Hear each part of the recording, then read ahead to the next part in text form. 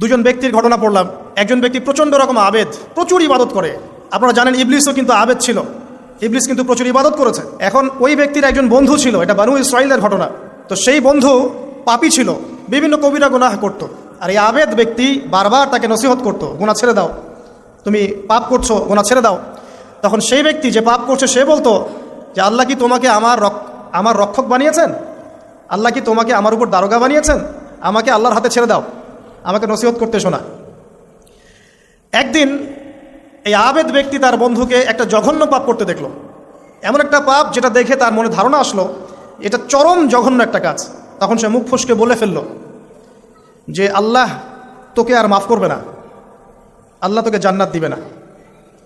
আল্লাহ রাব্বুল আলামিন মালাকুল মউতকে এই দুজনের কাছে পাঠালেন, দুজনের রূহকে কবজ করা হলো। এবার আল্লাহ পাক তার সামনে তাদেরকে উপস্থাপন করে বললেন যে তোমাকে আমার রহমত সম্পর্কে কে গ্যারান্টি দিয়েছে যে আমি কাউকে রহমত করব কি করব না?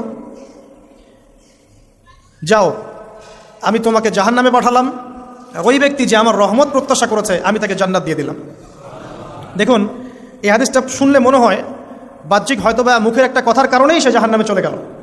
আসলে বিষয়টা এমন নয়। বিষয়টা আমি আপনাকে বোঝাচ্ছি। বিষয়টা হচ্ছে ইবলিসের মতো। ইবলিস কিন্তু শুধু মন থেকেই বলেনি যে খলাকতানি মিন নার ওয়া খলাকতাহু মিন তিন, আমি কেন তাকে সিজদা করব আদমকে, আদম তো মাটির তৈরি আর আমি তো আগুনের তৈরি। এটা ইবলিসের শুধু মৌখিক স্টেটমেন্ট ছিল না, কারণ কি ছিল? আবা ওয়াস্তাকবারা, সে উদ্ধত হয়েছিল, অহংকার প্রদর্শন করেছিল। ভিতর থেকে ইন্টারনালি সে অহংকারী ছিল, সে আন্ডার এস্টিমেট করে কথাটা বলেছে, শুধু মৌখিকভাবে বলে নাই। কিন্তু ঠিক এই ব্যক্তির ঘটনা এমনই, সে মন থেকে অহংকারী হয়ে উঠেছিল, যদিও বা সে আবেদ ছিল। এখানে আমরা যারা প্র্যাকটিসিং মুসলিম হওয়ার চেষ্টা করছি আমাদের জন্য এখানে নিদর্শন আছে। অযথা নামাজ পড়েই ভেবে বসবেন না